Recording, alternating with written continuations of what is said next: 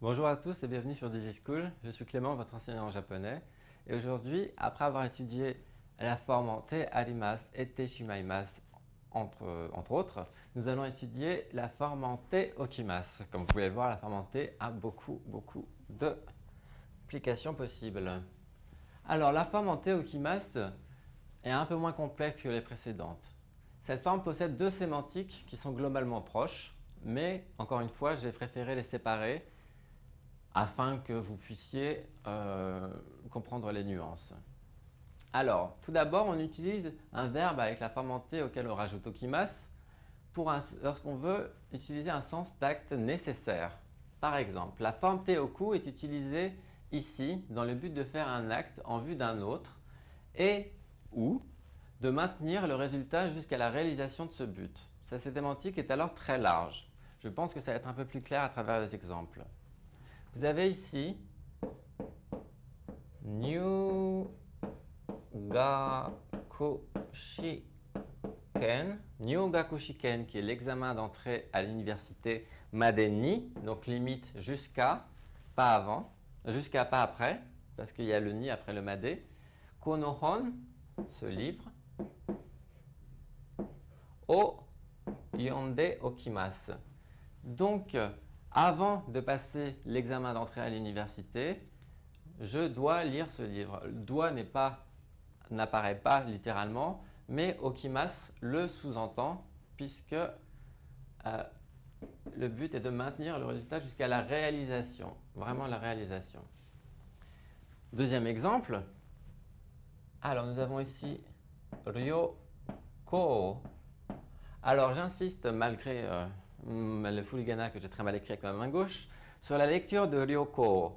Il s'agit bien de ryoko et non pas de ryoko.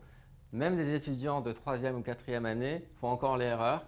C'est pas du tout pour me moquer, ça arrive beaucoup. C'est juste qu'il y a énormément d'étudiants, parce que la lecture des complexes en yomi est assez la lecture des kanji en yomi est assez complexe, qui utilisent ryoko et non l'inverse. C'est simplement pour le préciser au cas où. Donc le voyage, ah bah voilà, c'est moi qui me trompe, ryoko no mae ni. Mae, c'est avant, comme nous avons pu le voir. Alors ici, c'est kippu. Kippu avec un, oups, j'écris le fou d'abord. Kippu avec un petit sou. Ah, ça veut plus prendre. Ah, voilà. Kippu avec un petit sou pour dire le billet. O kate okimasu.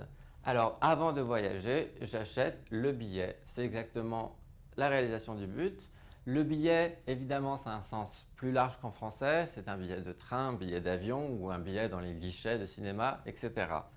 Donc là, ryoko, avant de voyager, je dois, encore une fois, on peut dire le devoir, puisque c'est la réalisation d'un but, acheter un ticket. Même si vous pouvez modérer le devoir, la sensation de devoir en ce moment-là. Notons aussi une sens de maintien de l'action qui est assez proche du premier sens. La forme te, donc si vous utilisez la forme avec un verbe en te et okimasu, est utilisée ici pour exprimer le maintien de l'action résultat le maintien de l'état résultat d'une action. Vous avez réalisé quelque chose et cette chose continue à se réaliser. Dans ce cas-là, vous utilisez okimasu. Par exemple, nous avons ici donc 10 heures ni, indicateur du COI, kaigi. Kaigi, c'est la réunion ou la conférence, notamment dans le domaine professionnel et universitaire, plus professionnel. Ga arimasu kara, isu, dont le kanji existe, mais qui est assez peu usité, donc je ne vous l'ai pas mis. Isu wa, alors, sono, ici, c'est une petite erreur de ma part. Mama ni shite oite kudasai. Shite, bien sûr, c'est suru. Donc en fait, comme j'ai une réunion à 10 heures, les chaises wa sono mama de cette façon-ci, shite kudasai, shite oite, donc il y a oite, donc c'est laisser jusqu'au maintien de l'action. Donc en fait, comme à 10 heures, il y a une réunion, laissez ces chaises comme elles sont, s'il vous plaît. Ou tout simplement, soko ni oite kudasai.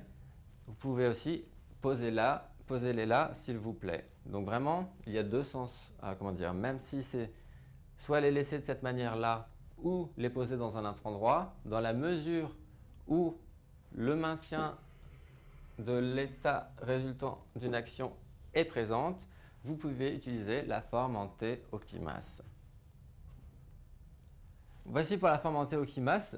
Il y a des petites nuances encore à apporter que vous pourrez retrouver dans les cours à l'écrit, Globalement, j'espère que cette vidéo vous aura aidé et je vous dis à très bientôt sur SDG School.